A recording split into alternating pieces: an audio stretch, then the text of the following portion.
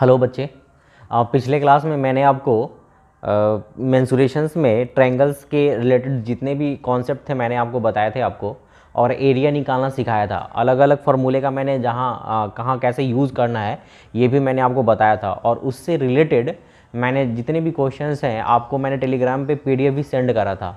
तो आप क्या करोगे, उस पीडीएफ के जितने भी क्वेश्चंस हैं उसको बनाइए, और जो नहीं बनता है आप कमेंट सेक्शन में डाल सकते हैं, आप बता सकते हैं, मैं उस क्वेश्चंस को आपको यहाँ पे सॉल्व करवा दूंगा। तो टेलीग्राम चैनल्स को मेरे जो भी टेलीग्राम चैनल है उसको आप ज्वाइन करोगे तो वो सारे क्वेश्चंस वहाँ पे आप दिख जाएंगे। तो आज से हम स्टार्ट करेंगे क्वाड्रिलेटरल के बारे में पढ़ेंगे, ठीक है। क्वाड्रिलेटरल में जो जितने भी सेक्शंस बनते हैं उन बारी बारी से सारे चीज़ों को देखेंगे। तो क्वाड्रिलेटरल में हम सबसे पहले आज स्टार्ट करेंगे, स्क्वायर के बारे में सीखेंगे। स्क्वायर क्या होता है, इसके जितने भी इंपॉर्टेंट कॉन्सेप्ट है पहले हम वो बताएंगे आपको। उसके बाद इस पर जो भी क्वेश्चंस होंगे, अच्छे अच्छे जो क्वेश्चंस आए हैं प्रीवियस ईयर जो में पूछे हुए हैं और जो अभी आ सकते हैं, वो सारे क्वेश्चंस हम करेंगे। तो ध्यान से पहले हम लोग स्क्वायर्स के बारे में देखते हैं कि स्क्वायर होता क्या है, पहले इसके बारे में समझ लेते हैं। देखिए, स्क्वायर के जो भी इंपॉर्टेंट पहले पॉइंट्स हैं ना, पहले उसको हम बारी बारी से देखते हैं। आपको पता है ना कि स्क्वायर आप उसको बोलोगे चार भुजाओं से घिरी आकृति, ठीक है। और उसमें क्या होता है ना कि सारी भुजाएं आपस में बराबर होती हैं। जैसे मान लो ये क्या है, आपका एक क्वाड्रिलेटरल है, ए बी सी डी, ये क्वाड्रिलेटरल है। अगर इस क्वाड्रिलेटरल में ये सारा एंगल 90 डिग्री बन जाए, आपका सारा एंगल 90 डिग्री बन जाए, और सारी भुजाएं ये सारी भुजाएं भी बराबर हो जाएं, तो ऐसे क्वाड्रिलेटरल को आप क्या बोलोगे, स्क्वायर बोलोगे आप। स्क्वायर में क्या होता है, सारी भुजाएं आपस में, आमने सामने की भुजाएं बराबर हो जाती हैं। तो ये बात सबसे पहले आपको ध्यान में रखना है, ठीक है। तो देखो पॉइंट वाइज बारी बारी से इसके सारे बातों को हम लोग लिखते हैं। तो सबसे पहले आपको यहाँ पे ये ध्यान रखना है कि यहाँ पे जितनी भी भुजाएं होंगी, ए बी बराबर बी सी बराबर सी डी बराबर डी ए, ये सारी भुजाएं आपस में बराबर होती हैं, और ये जो वैल्यू होता है इसका ए के बराबर हो जाता है। ये सारी भुजाएं आपस में बराबर हो जाती हैं। दूसरा बात आपको ये ध्यान में रखना है कि एंगल ए बराबर एंगल बी बराबर एंगल सी बराबर एंगल डी, और ये जो टोटल मान होता है सब आपस में कितना हो जाता है, 90 डिग्री हो जाता है। तो ये भी बात आपको ध्यान में रखना है।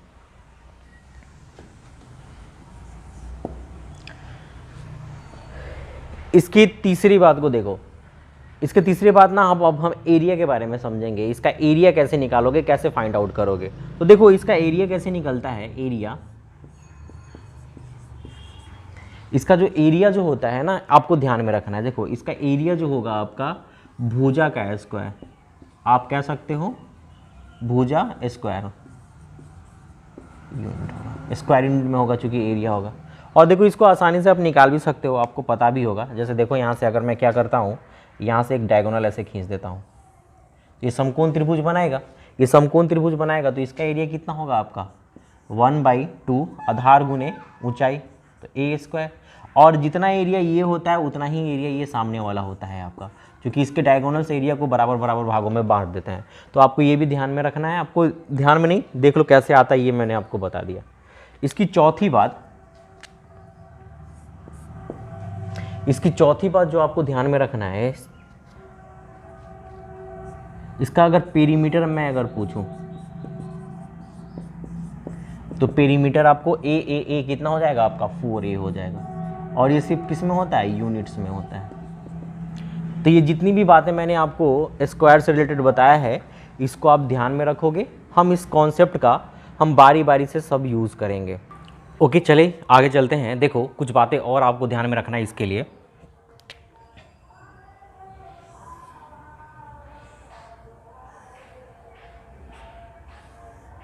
जैसे आपने मान लो कि ए बी सी डी एक स्क्वायर बना दिया, आपने ए बी सी डी एक स्क्वायर बना दिया, और इसमें ना दो डायगोनल ऐसे एक डायगोनल खींच लिया, ए से सी को एक डायगोनल ऐसे मिला दिया,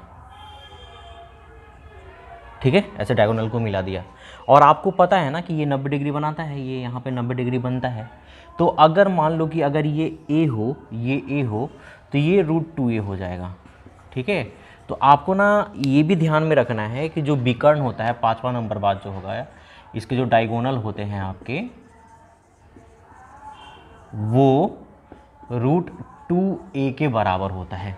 ठीक है, तो ये भी ध्यान में रखना है आपको। और एक और चीज़ देखो, अब अगर डायगोनल दे रखा हो ना, डायगोनल दे रखा हो और डायगोनल दे रखा हो और एरिया निकालना हो आपको, तो इसका एरिया जब निकालोगे ना तो कुछ नहीं करना आप, इस स्क्वायर का एरिया, अगर डायगोनल दे रखा हो और स्क्वायर का एरिया निकालना है,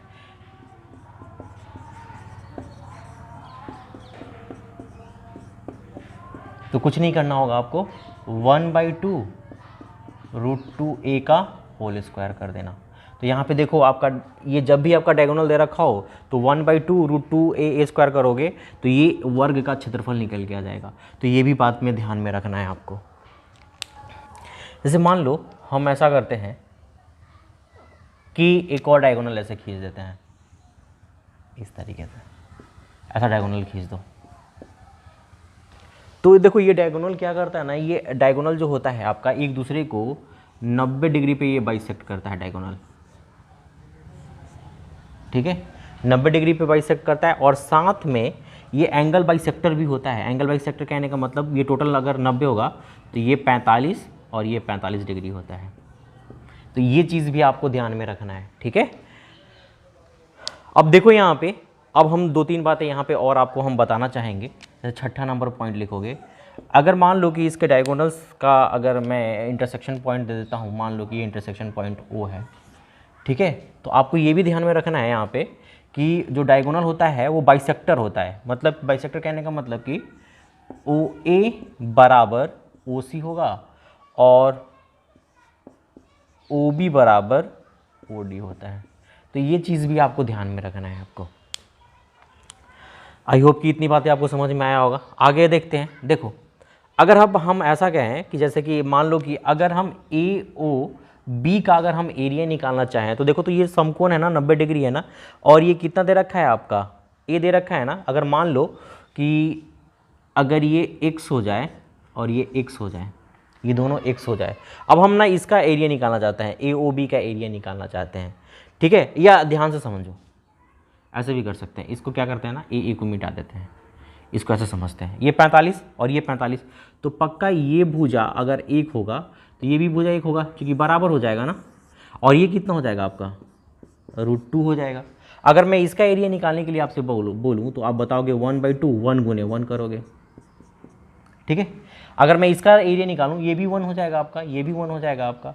अगर इसका एरिया निकालने के लिए बोलूं तो ये भी 1/2 हो जाएगा एरिया, ये भी 1/2, ये भी 1/2। तो एक चीज़ समझ में आ रहा है क्या आपको कि ये जितने भी इसमें ट्रायंगल बन रहे हैं, मतलब हम ऐसा कह सकते हैं 7वां नंबर पॉइंट, ट्रायंगल AOB का एरिया बराबर है ट्रायंगल BOC का एरिया, ये बराबर है ट्रायंगल DOC, ये बराबर है ट्रायंगल AOD के एरिया के। तो ये जितनी भी बातें मैंने बताया है, सारा एरिया क्या होता है, आपस में बराबर होता है। अब देखो तो इसका भुजा कितना है आपका, इसका भुजा कितना दे रखा है, 2 दे रखा है। तो अगर मैं √2 दे रखा है तो ABCD का अगर एरिया निकालूं, तो अब बताओगे भुजा का स्क्वायर मतलब 2 बताओगे। तो देखो तो सबका एरिया कितना आया है, 1/2, 1/2, 1/2 आया है क्या। तो हम ऐसा कह सकते हैं क्या कि टोटल एरिया ABCD के एरिया का 1/2 है ना, 1/4 है क्या, देखो तो 1/4 है। देखो कितना एरिया है, 1/2 आया है ना, तो 2 को 1/4 करो, 1/4 करेंगे, कितना जाएगा 1/2। मतलब कि एक चीज़ आपको ये ध्यान में रखना है, ये जितना भी एरिया दे रखा है ना, ये वाला ये वाला ये वाला, ये सब जो होता है इसका एरिया जो होता है टोटल एरिया का 1/4 होता है। तो ये बात को भी आपको ध्यान में रखना है और याद रखना है। देखो इसी में मैं 8वां नंबर भी पॉइंट आपको लिखवा देता हूँ। अगर मैं आपसे ऐसा पूछूं कि ABC का एरिया बताओ, तो आप कितना बताओगे, हाफ हाफ 1 बताओगे। तो और अगर मैं इसका एरिया पूछता हूँ BCD, इसका भी कितना हो जाएगा, हाफ हाफ 1 हो जाएगा। या ADC करूँ तो इसका भी एरिया कितना होगा आपका, आधा हो जाएगा, मतलब सॉरी आधा आधा 1 हो जाएगा। तो ये भी बात आपको ध्यान में रखना है कि त्रिभुज, अगर मैं ऐसा लिखूँ ABC बराबर त्रिभुज BCD बराबर त्रिभुज CDA बराबर त्रिभुज DAB, ये सबका जो एरिया हो जाएगा ABCD का आधा हो जाता है।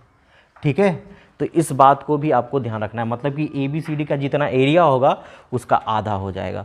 तो ये जितनी भी बातें मैंने आपको बताया है ये आपको ध्यान में रखना है और याद रखना है, ये आपको ज्योमेट्री में भी काम करेगा। तो उसके भी पॉइंट्स मैंने आपको यहीं पे बता दिए, आपको जितनी भी बातें मैं बताई वो ध्यान में रखिएगा। आई होप कि आपको मैंने जितने कॉन्सेप्ट आपको बताए हैं ये सारे समझ में आए होंगे। अब हम क्या करते हैं ना, इस पर क्वेश्चंस देखते हैं और उसमें जो भी कॉन्सेप्ट होंगे हम क्वेश्चंस के थ्रू आपको समझाएंगे। तो अब आते हैं, हम आपकी बारी बारी से क्वेश्चंस को देखते हैं। आपकी स्क्रीन बोर्ड पे एक क्वेश्चन दिखेगा, ठीक है, पहले उसको वीडियो को रोकना, बनाना, उसके बाद मैं इसका सॉल्यूशंस करवाऊंगा।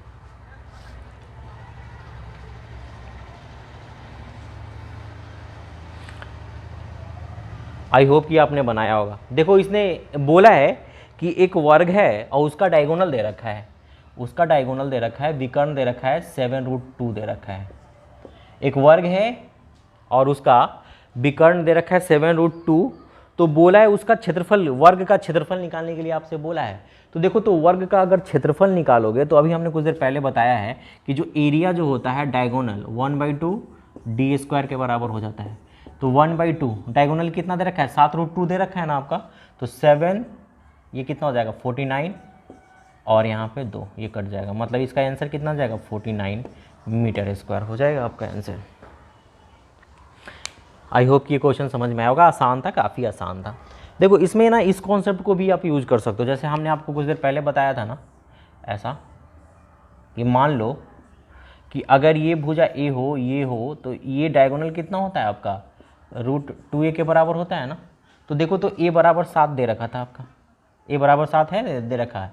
तो यहाँ पे a बराबर 7 आपको भुजा पता चल गया 7 है, तो भुजा जब पता चल जाए तो भुजा का स्क्वायर कर दो 49। तो इसको ऐसे भी सोच सकते हो आपको आप, ठीक है। दूसरा नंबर क्वेश्चन आपके स्क्रीन बोर्ड पे दिख रखा होगा, आप देखो, इसको पहले सॉल्व करो, उसके बाद हम बताएंगे।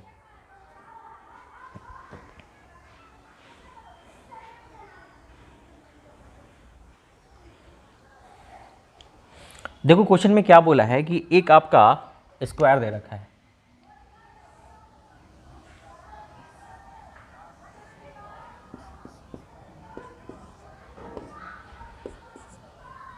एक स्क्वायर दे रखा है और इस स्क्वायर में ए को सी से मिला दिया है और बी को डी से मिला दिया है, और इस पोर्शन का एरिया आपसे पूछा है, इस पोर्शन का एरिया पूछा है, इस पोर्शन का। और ये मान लो कि एक दूसरे को ना ओ पे बाइसेक्ट कर रहा है, ठीक है, मतलब DOC का एरिया मांगा है। और देखो एक भुजा दे रखा है, एक भुजा इसका दे रखा है आपका 4 दे रखा है। तो हमने कुछ देर पहले बताया था इसका जो एरिया होता है टोटल एरिया का 1/4, तो 16 है आपका, टोटल का एरिया 16 हो जाएगा। अब 4 का स्क्वायर करेंगे तो अब 1/4 करोगे तो कितना आ जाएगा, ये 4 आ जाएगा, मतलब एरिया कितना बन जाएगा आपका 4 बन जाएगा। ये भी कितना बन जाएगा 4 बन जाएगा, ये भी 4, ये भी 4। देखिए आपकी स्क्रीन पे एक तीसरा नंबर क्वेश्चन दिख रखा होगा, उसको पहले आप सॉल्व करो, बनाओ, उसके बाद हम इसका सॉल्यूशन करते हैं।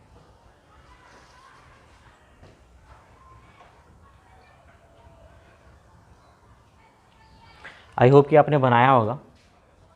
देखो क्वेश्चन में क्या कह रहा है, इस क्वेश्चन को बनाने से पहले ना एक नोट करके आप एक पॉइंट लिखो, पहले नोट करके एक पॉइंट को समझ लो।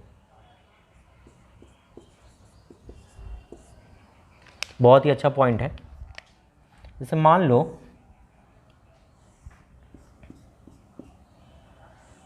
एक मैंने एक स्क्वायर बना दिया, ABC और ये D एक स्क्वायर है, और इसके अंदर ना, इसके अंदर मैंने एक पॉइंट दे दिया O, ठीक है, इसके अंदर एक पॉइंट दे दिया O। अब क्या किया, इसको इससे मिला दिया, इसको इससे मिला दिया, इसको इससे मिला दिया और इसको इससे मिला दिया, ठीक है। अगर मान लो कि अगर ये A1 एरिया हो, ये A1 एरिया है, इसका एरिया मान लो कि ये A1 है, इसका एरिया A2 है, इसका एरिया A3 है, और इसका एरिया अगर A4 हो ना, तो एक आपका थ्योरम है, वो थ्योरम क्या है, A1 प्लस A3 का एरिया का सम ये बराबर होता है A2 प्लस A4 के एरिया के बराबर होता है। ये पॉइंट आपको ध्यान में रखना है। मतलब हम कह सकते हैं कि इसका और इसका एरिया का सम इसका और इसके एरिया के सम के बराबर हो जाता है। अब देखो इसका प्रूफ, देखो इसका प्रूफ भी समझना जरूरी है।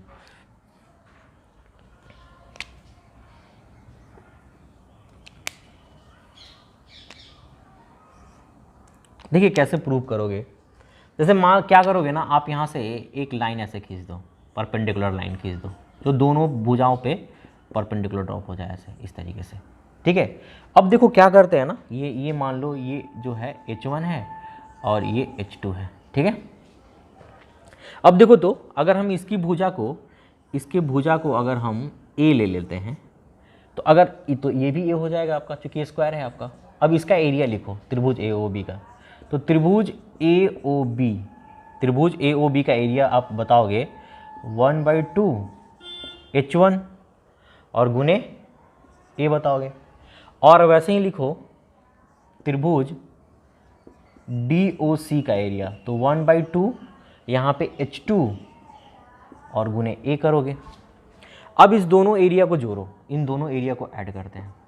तो जैसे ही ऐड करोगे तो त्रिभुज AOB प्लस ट्रायंगल DOC का एरिया जैसे ही जोड़ोगे, इन दोनों को जैसे ही ऐड करोगे तो 1/2 A कॉमन हो जाएगा और यहाँ पे क्या बचेगा, H1 प्लस H2 बचेगा। अब देखो यहाँ से H1 प्लस H2 का जो मान है ये भी तो A होगा आपका, तो ये A के बराबर होगा। तो हम यहाँ पे पुट कर सकते हैं क्या, तो ये कितना आ जाएगा 1/2 H1 प्लस H2 का मान पुट करोगे तो A स्क्वायर आ जाएगा। मतलब आप कह सकते हो कि AOB का एरिया अब प्लस DOC का एरिया, टोटल एरिया का कितना आ रहा है, आधा आ रहा है। तो पक्का कहीं ना कहीं ये दोनों का भी एरिया 1/2 A स्क्वायर के बराबर आना चाहिए, तभी तो टोटल एरिया A स्क्वायर हो जाएगा। तो इस बात से आप ऐसा कह सकते हो कि जब AOB प्लस DOC का एरिया अगर आधा है टोटल का, तो पक्का ये जो एरिया होगा आपका, ये जो होगा हाफ ऑफ A स्क्वायर, ये भी बराबर होगा किसके एरिया के बराबर हो जाएगा। आप कह सकते हो कि त्रिभुज AOD प्लस त्रिभुज लिख सकते हो BOC के एरिया के बराबर हो जाएगा। तो कहीं ना कहीं हम कह सकते हैं कि AOB प्लस DOC का एरिया ये बराबर होगा AOD प्लस BOC के एरिया के बराबर होगा। तो ये बात आपको ना ध्यान में रखना है और याद भी रखना है, ठीक है। अब देखो जो क्वेश्चन था आपके पेपर में, जो आया हुआ था क्वेश्चन जो दिया था मैंने, उसको अब सॉल्व करते हैं। देखो क्वेश्चन में क्या दे रखा था आपके, क्वेश्चन में ये दे रखा था कि एक स्क्वायर है और इसके अंदर एक दे रखा था पॉइंट, O पॉइंट ले लो, ये ऐसे ऐसे जोड़ दिया, और इसने क्या दे रखा था A3 निकालना था आपको, और बाकी सारे दे रखा था, ये 24 था और ये आपका 12 और ये 25। तो A3 का मान पूछा था, तो हम कह सकते हैं ना कि इन दोनों एरिया का सम के बराबर होगा। तो A3 प्लस 12 बराबर 25 प्लस 24, तो A3 कितना हो जाएगा 49 में से 12 घटा दो तो ये 7 और ये 3 37 आ जाएगा। मतलब इसका एरिया कितना आ जाएगा 37 स्क्वायर यूनिट आ जाएगा, या सेंटीमीटर स्क्वायर जो भी हो। आई होप ये क्वेश्चन समझ में आया होगा आपको। देखो नेक्स्ट क्वेश्चन आपके स्क्रीन बोर्ड पे दिख रहा होगा, पहले इसको सॉल्व करो, बनाओ, उसके बाद हम बताते हैं।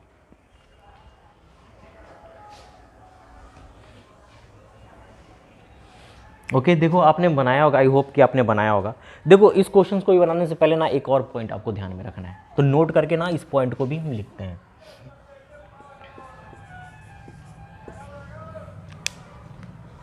जैसे मान लो कि अगर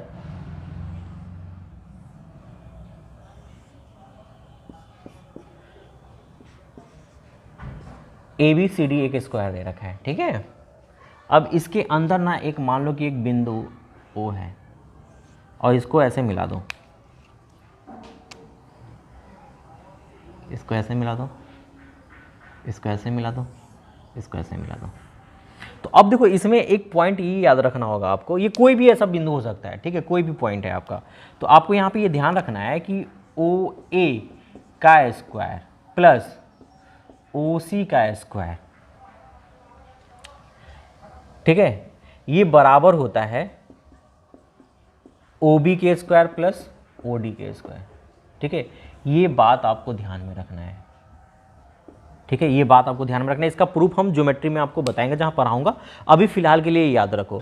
देखो जो क्वेश्चंस जो दे रखा था इस पे आपको, इसमें क्या क्या दे रखा है वो देखो। ओ ए दे रखा था आपका, ओ ए दे रखा था आपका 3 दे रखा है, फिर ओ सी दे रखा है आपका, ओ सी दे रखा है आपका 4, ओ भी दे रखा है 2 और ओ डी का वैल्यू पूछा। तो यहाँ पे कुछ नहीं करो, इसमें पुट कर दो बस। ओ ए स्क्वायर कितना हो जाएगा 9, ओ सी ए स्क्वायर कितना हो जाएगा आपका 16 और ओ बी हो जाएगा 4 और प्लस यहाँ पे ओ डी का स्क्वायर कर दो। तो देखो तो ये 16 9 25 और माइनस यहाँ पे 4 हो जाएगा ओ डी का स्क्वायर, मतलब कि 21 अंडर रूट 21, ओ डी का मान अंडर रूट 21। कौन सा ऑप्शन मैच कर रहा है आपका? ऑप्शन डी आ जाएगा इसका आंसर। देखिए आपकी स्क्रीन पे एक और क्वेश्चन दिख रहा होगा, पहले इसको सॉल्व करो फिर हम बताते हैं इसके आंसर्स को।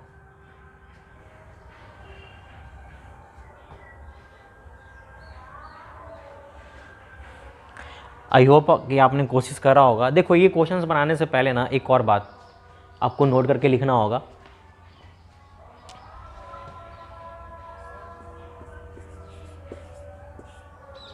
देखो जैसे मान लो अगर हम ऐसा कहते हैं,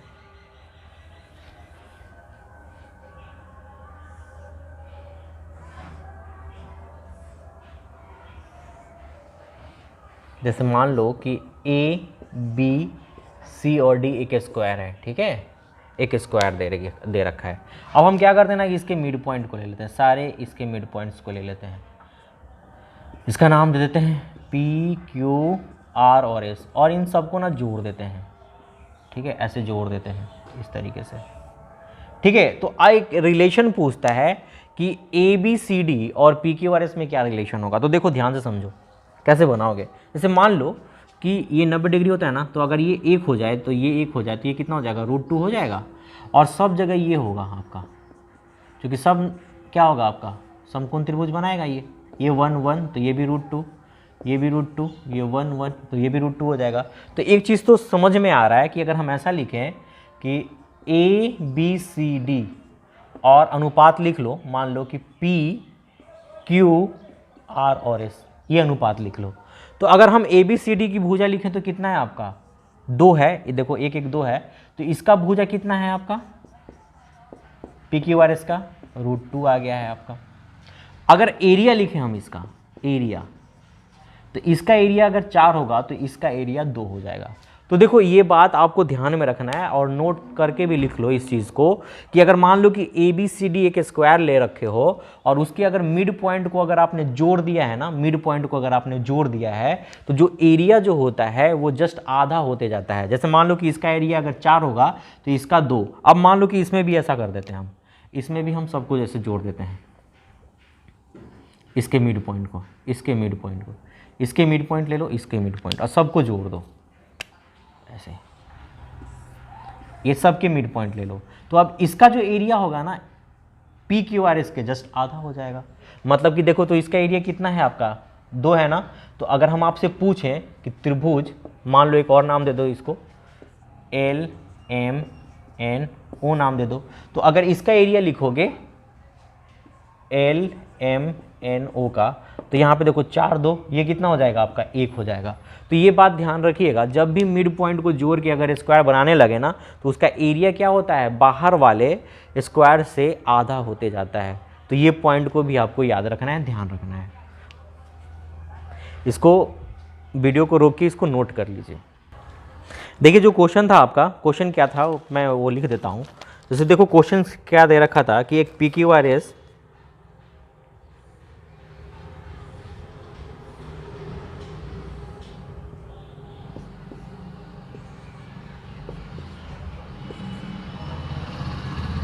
पी क्यू आर एस एक स्क्वायर है और इसके मध्य बिंदु को जोड़ के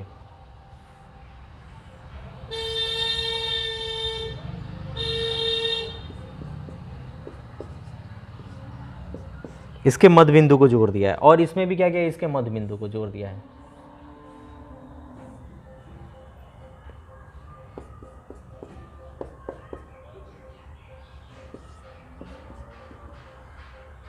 और देखो अब पी क्यू आर एस का एरिया दे रखा है आपका, पी क्यू आर एस का एरिया दे रखा है, पी क्यू आर एस का एरिया कितना दे रखा है आपका, ये दे रखा है 64।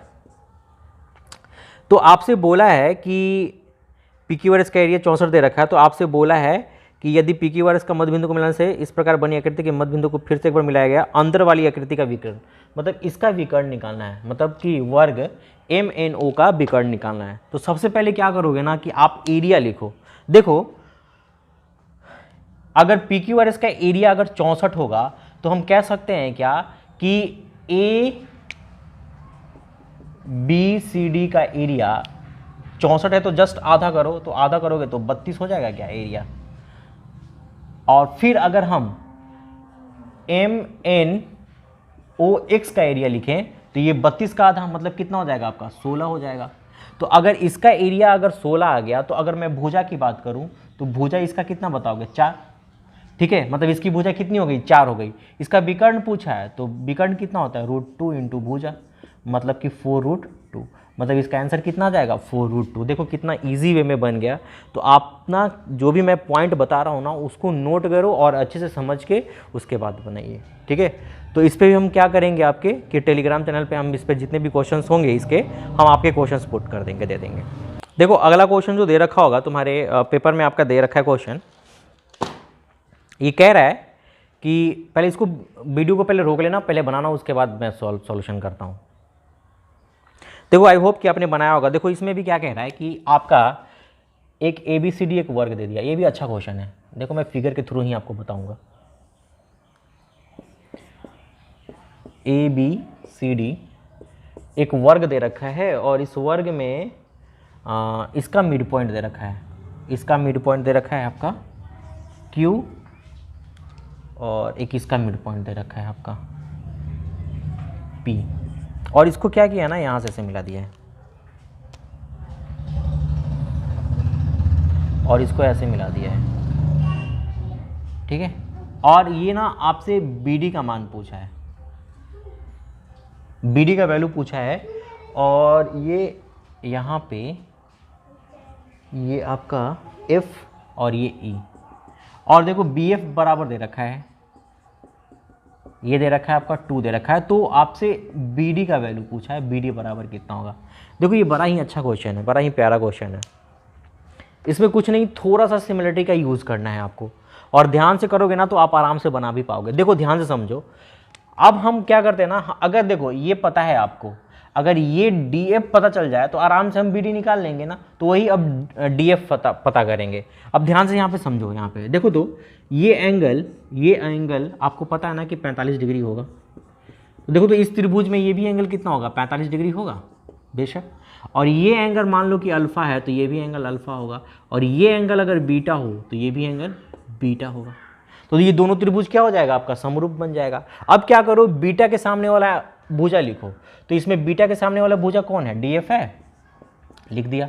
और इसमें बीटा के सामने वाला भुजा लिखो, देखो तो BF है क्या यहाँ पे। अब क्या करो आप यहाँ पे ऐसा करो कि अल्फा के सामने वाला भुजा लिखो। इसमें अल्फा के सामने वाला तो कितना है DC है, और इसमें अल्फा के सामने वाला क्या है QB है। अब देखो आपको ना ये पता है QB कैसे, ये मिड पॉइंट है ना, तो ये अगर ये 1 होगा तो ये भी 1, ये भी मिड पॉइंट है तो ये 1 और ये 1 हो जाएगा। अब देखो DF दे रखा है क्या, DF निकालना था आपको, तो DF निकालना है। ये दे रखा है आपका 2 दे रखा है, ये देखो तो DC आपका 2 हो जाएगा और QB 1 हो जाएगा। तो अगर हम DF का मान पूछे आपसे तो कितना बताओगे आप, 4 बताओगे। तो ये कितना निकल के आ गया, DF निकल के आ गया 4 और ये 2 था, तो 4 और 2 कितना हो जाएगा आपका 6 हो जाएगा।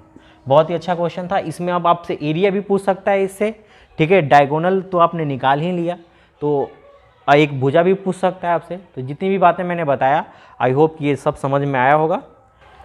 तो ये जितने भी मैंने क्वेश्चंस आपको करवाए हैं आई होप कि ये सारे क्वेश्चंस आपको समझ में आया भी होगा, ठीक है। तो हम कल भी इस पे कुछ क्वेश्चंस और करवाएंगे हम आपसे, ठीक है, करेंगे। और इसके जितने भी पॉसिबल क्वेश्चंस होंगे जो पेपर में आए हुए हैं वो हम आपके टेलीग्राम चैनल पे भी डालेंगे। तो आई होप कि इतना समझ में आया होगा। तो आज के लिए इतना ही रखते हैं वीडियो को। अगर वीडियो पसंद आए तो प्लीज़ शेयर कीजिए, ठीक है, लाइक करिए और इसको सब्सक्राइब भी करिए और लोगों तक पहुँचाइए, और मेरे टेलीग्राम चैनल को भी ज्वाइन करिए। और मेरे ऑफलाइन जितने भी बैचेज़ हैं, ठीक है, वो सारे ऑन टाइम चल रहे हैं। एक न्यू बैच भी स्टार्ट हुआ है, ठीक है, तो उसमें भी अभी एडमिशन चल रहा है, तो उसमें भी आप एडमिशन आगे करवा सकते हैं। Okay, thank you.